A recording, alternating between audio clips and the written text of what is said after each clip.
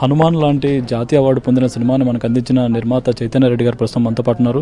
చిన్న నిర్మాతల ఇష్యూస్ని అయితే ఆవిడ చాలా స్పష్టంగా తెలియజేస్తున్నారు. ఈ యూనియన్ బంద్ ఏదైతే ఉందో ఆ బంద్ వల్ల చాలామంది చిన్న నిర్మాతలు నష్టపోతున్నారని, వాళ్ళు పెట్టే రూల్స్ అయితే చాలా దారుణంగా ఉంటున్నారని కూడా చెప్తున్నారు.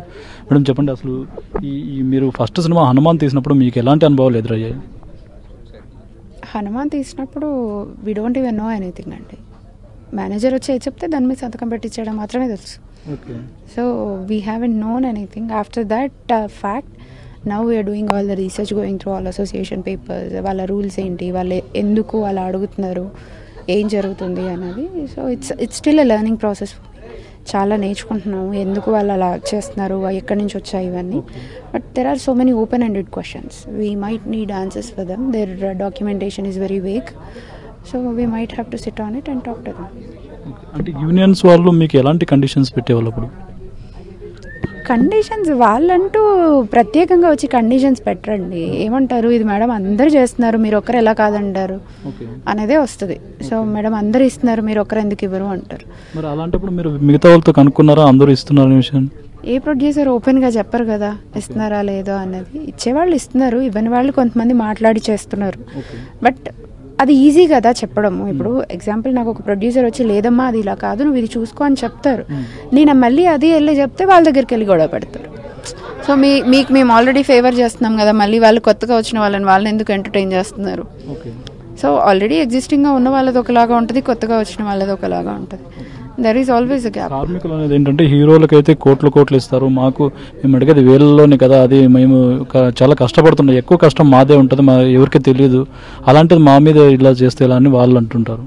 There are so many price corrections. హీరోలు కూడా ఈ మధ్య చాలా ప్రైస్ కరెక్షన్స్ జరిగాయండి, ఇంకా జరుగుతాయి కూడా. బికాజ్ ఇండస్ట్రీ ఇప్పుడున్న సిచ్యువేషన్లో వాళ్ళు అడిగినంత ఇవ్వడానికి ఏ ప్రొడ్యూసర్ దగ్గర ఫండ్స్ లేవు. ఆ హీరో సినిమా ఆపుకొని కూర్చోలేరు. అండ్ ప్రొడ్యూసర్కి ఎంత బాధ్యత ఉంటుందో హీరోకి కూడా సినిమా మీద అంతే బాధ్యత తీసుకోవాలి. వాళ్ళు తీసుకుంటేనే సినిమా రిలీజ్ అవుతుంది. లేదు ప్రొడ్యూసర్ ఎక్కడన్నా సావని అని వదిలేస్తే ఎక్కడికి వెళ్ళదు. సో ఏ హీరో నాకు రెమ్యునరేషన్ ఇస్తేనే ఈరోజు షూటింగ్కి వస్తానని అంటే ఇప్పుడు నాకున్న ఎక్స్పీరియన్స్లో మేము వర్క్ చేసిన హీరోస్ ఎవరు నువ్వు రెమ్యునరేషన్ ఇస్తేనే నేను షూట్కి వస్తాను అన్నది లేదు. There are talking terms, will talk. Cinema అవుతున్నప్పుడు, అయ్యేటప్పుడు, అయిపోయాక తర్వాత కూడా తీసుకున్న వాళ్ళు ఉంటున్నారు, అడ్జస్ట్మెంట్స్ చేస్తున్నారు. One or the other way they are accommodating. It's not that మేము సినిమా ఈరోజు నేను స్కెడ్యూల్ పెట్టుకున్నాను అంటే సినిమా షూటింగ్కి రాకుండా ఏ హీరో లేరు. అంటే సినిమా కంటెంట్ ఇప్పుడు మీరు హనుమాన్ సినిమా తీశారు, సినిమా బాగుంది కాబట్టి మీకు లాభాలు వచ్చాయి. అలాంటి సినిమాని మళ్ళీ తీయాలంటే అది అయ్యే అవకాశం ఉండదు, కాకపోయే అవకాశం కూడా ఉంది. అలాంటప్పుడు ఎలా ఇది బ్యాలెన్స్ చేస్తారండి?